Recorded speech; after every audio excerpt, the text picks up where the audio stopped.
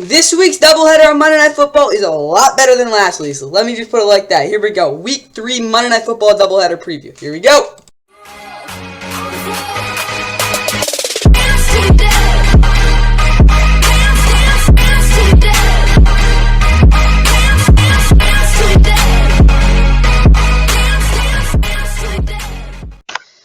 Yup, it's a battle of two undefeated teams. Which one will stay undefeated? Oh, well, the Eagles should, but, the Bucs are looking to be for real.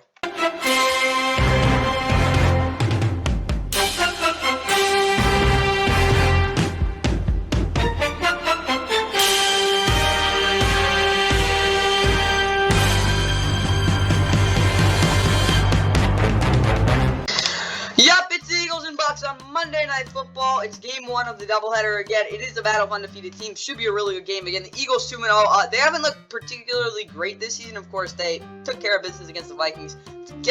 Played shaky against New England, but yeah, then again, they did win. Now they're going up against a Bucs team that, again, week 1, they kind of did escape against the Vikings. Weren't supposed to win that one, but then last week, they played really well against the Bears. Really good complimentary football before, of course, with the pick 6, another interception off Justin Fields. They played well against a team like the Bears that they should be. Now this week, though, they're playing against the Eagles, so if they want to prove they're really good, they got to get the 3-0, which is really surprising.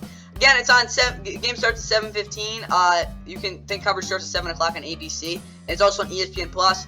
NFL Plus, I think, can stream this too. Monday Night Countdown on ESPN starts at 5 o'clock Eastern. So, yeah, that's kind of when the coverage starts for all this. You look at the announcers. I got it all the way down. It is Joe Buck, Troy Aikman, and Lisa Salters. Westwood 1 has Kevin Kugler and Mike Mack. Of course, these teams played. They've actually played a lot. There's a good history between these teams. They didn't play last year, but in 2021 they played in Philly. The Eagles won 28-22. They played back in 2021. And back in 2021, and then obviously the Bucs won blew them out 31-15 in the wild card game too. So these teams have played in the past. Of course, 2018 they played in a similar week type of game against Ryan Fitzpatrick.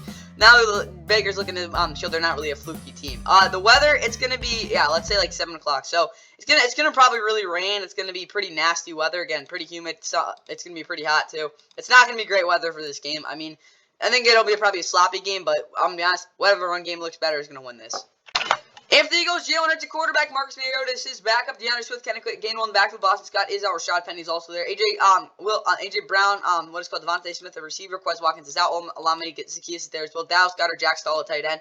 Jordan Mailata, Landon Dickerson, Jason Kelsey, Cam Jurgens, Lane Johnson across the offensive line. Roderick Johnson is on IR. Brandon Graham, Derek Barnett, Josh Sweat off the edge. Fletcher Cox, Jordan Davis up the middle. Nicholas Moreau, Zach Cunningham, and Hassan Reddick are also there at linebacker. N'Kobe Dean, John Bailey, Zach McPherson, and Devontae Maddox all on IR. Nolan Smith is also net rusher there. James Barry, Josh Jobe, Kelly Ringo, and Darius Slay at corner with Reed Blankenship and Justin Evans at safety. Jordan Elliott is their kicker. Brendan Cobbey's their punt returner. The kick returner is Boston Scott, but he is out. It's really weird. And then probably Brendan Cobbey would do that too. And Rick Lovato's the long snapper. Who's the extra punter? I have no idea. And for the Bucs, Baker at quarterback, Rashad White, Sean Tucker in the backfield, Chase Edmonds is on IR, Mike Evans, Chris Godwin, Trey Palmer, receiver, Russell Gage is also on IR, Hayden O'Keefe at tight end, Tristan Wirfs, Matt Filer, Robert Hainsey, Cody Mouch is questionable, Nick Lever behind him, Ryan Jensen is going out for the season, Luke Gedeke at right tackle, Clash Gansey's out, Mike Green will probably start for him, Greg Gage will definitely see a lot of too with Vita Vea, questionable, Logan Wilson's also there, Joe Tryon, Shaq Barrett, and Yaya Diaby off the edge. Anthony Nelson again is also there. Devin White's questionable. KJ Britt might start.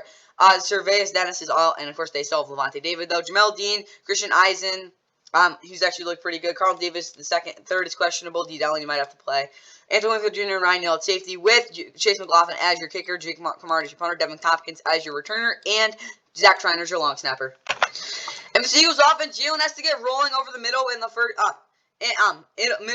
And then start hitting that deep bombs as the run game needs to hit 200 by the 7 minutes of the fourth quarter with the O-line creating a big holes. That's a lot. First things off though, I do think Jalen Hurts, if he's gonna have really big success against this defense, he's gonna have to throw over the middle again. Yeah, Ryan Neal's there at safety, but he's gonna really be concerned about that outside boundary because that's where Jalen's gonna drop in those dimes. So that's what those two safeties are gonna do. So you will have the middle of the field in those two high coverages. He's got to be able to hit those, and then they will get some deep bombs to the outside because of the fact that he's torturing them over the middle. And yeah, they do have Levante David, but he can't cover like 4 guys there. That's what I'll say there. And yeah, the run game needs to be really good. If they had 200 yards by 7 minutes of the fourth quarter with the O-line again making me those big holes, those deep bombs will become open, and then that's how they'll really win this game. They'll really get open, get into the comfort zone they want to there. Eagles defense though, make Baker win knowing he's about to get clocked. Yeah, they want to get a lot of pressure. Even if they don't get sacks, it's got to be good time pressure. Darius Slay has to be a little more proactive. He's not really doing too much pre-snap. As a result, he's kind of like, I don't know, he's kind of like effing around a little bit, and I just don't think that's going to work with Baker. He's just going to basically hit throws that he sees, and Darius Slay knows what's coming. He'll probably pick it off more likely. And better tackling as a whole, better arm tackles, yeah. The arm tackles have not looked that great this week, a couple weeks, and it just, as a result, they're losing games. And obviously, the run defense wasn't terrible last week, but I just think their tackling could be better. Let's look at the Bucs now. All right, and for Tampa, I want Mike Evans and Chris Waddle to have a combined 20+ yards and 2 touchdowns, which is a lot. But I do think Chris got one of a brunt of those, I wouldn't say chunk plays, but like the good yardage plays. Mike Evans just has to make a couple big plays and again get in the end zone. I think that'll be what they need to do with those two. Rashad White, 20+ carries, give him the ball. He looked really good last week, really, really fresh. And the O-line has to have a good game. If they have a bad game, they have no chance. They got to be able to maintain blocks really well, not let them take on those double teams and create holes for Rashad White. Bucs defense, Shaq Barrett has to have 5+ tackles, whether it's a sack or something. I don't know. He's just got to get a couple more tackles because he is one of their better.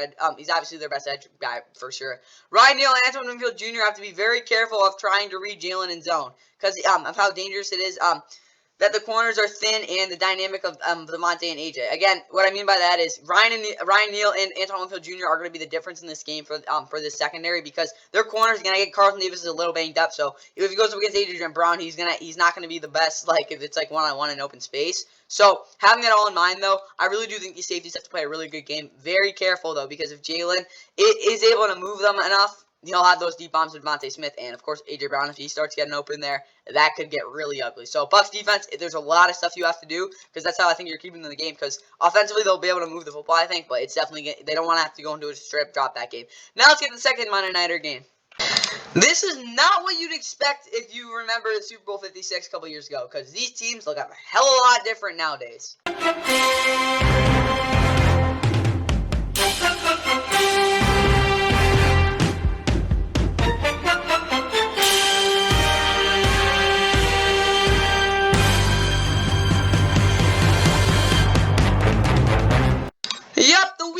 Week 3 ends with a Monday Nighter, of course, simulcasting for an hour with, the Eagles and Bucs game. But, yep, the 0-2 Bengals who are very desperate, and if Joe Burrow doesn't play, well, they could definitely lose.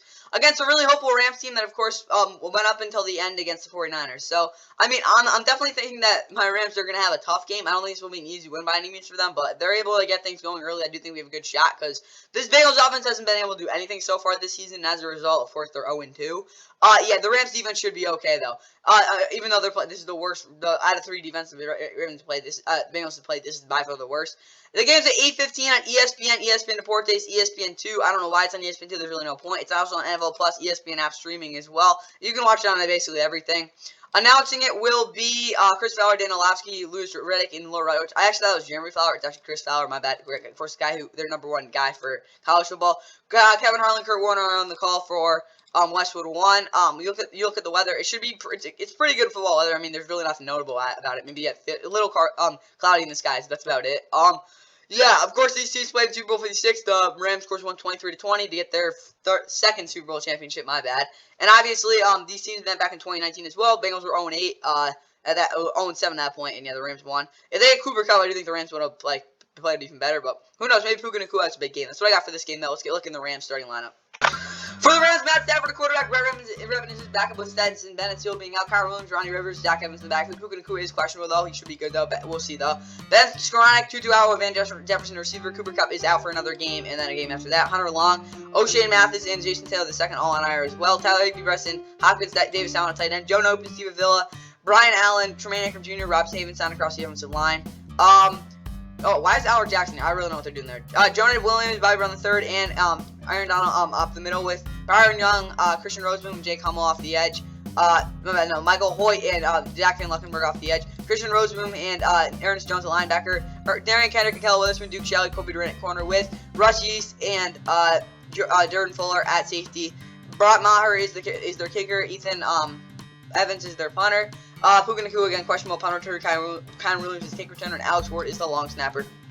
And for the Bengals, Joe Burrow quarterback, but he is questionable, so Jake Browning might start. We'll see, though. Joe Mixon, Trayvon Williams, and Chris Evans in the back. Chase Brown is all the way down to the 4th spot.